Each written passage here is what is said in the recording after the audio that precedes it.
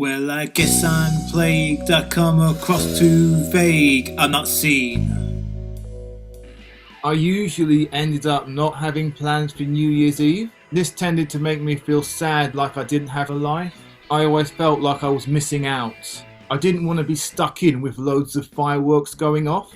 People had been setting fireworks off every day since Christmas Day, and people in the area I live also love to set fireworks off for New Year's Eve, bonfire night, religious festivals, people's birthdays, weddings, Brexit, weekends, and pretty much anything else. For most of these events, people would set fireworks off several days in a row, often till really late in the night, like 3 in the morning. If I was out doing something while people were setting fireworks off, then I didn't tend to be as bothered by them, because I felt I was out enjoying things and these sounds happened to be going off.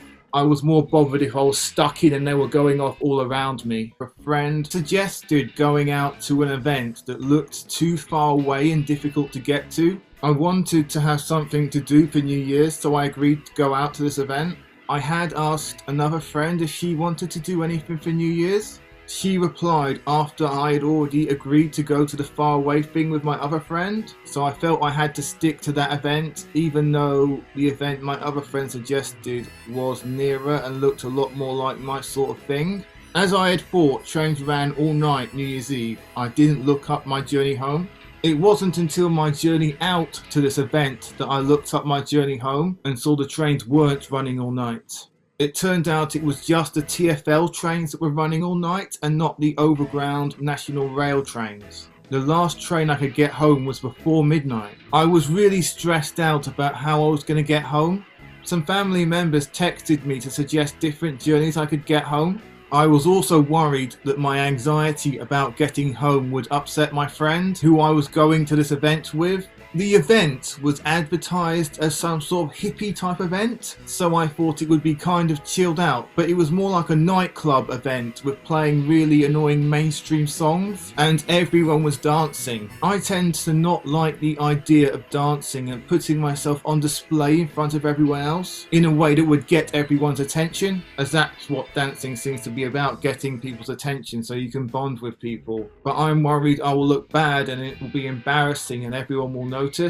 It was terrible that it seemed this night was the type of night where the only way to talk to people, to bond with people at all, was to dance and get noticed. And if you didn't dance, you would end up with no one to talk to or spend any time with. This was even worse, as even my friend was dancing. I hated that I would have to dance to try and be included, but I knew I wasn't going to be able to, so I was just going to have no one to hang out with the whole night. I wished I had chosen the event my other friend suggested. I was uncomfortable with the music style and the audience at the event I was at, but would have been much more comfortable at the other event. I hated how crowded it got and how people kept knocking into me as they walked past me all the time. Me not enjoying the night was noticeable, and several people asked if I was alright. One person told me to let it vibe. I considered going home, even though that meant I would be dealing with the fireworks going off all around me while I was stuck in at home. I had got better at dealing with noises such as fireworks, but I wasn't sure which torture was worse. Being stuck in this crowded environment or being stuck at home with loads of loud fireworks going off all around me. I didn't feel I could go and leave my friend there. I didn't know if she would feel comfortable and safe in that nightclub environment by herself with all those people around her. I eventually did suggest leaving after I thought my iPod had been stolen. As I was searching for my iPod, it turned out someone had found it on the floor and left it on the shelf for me. Having had to say to this person that I thought my iPod had been stolen felt so tense and awkward and horrible that this finally did drive me over the edge, and I decided I was going home.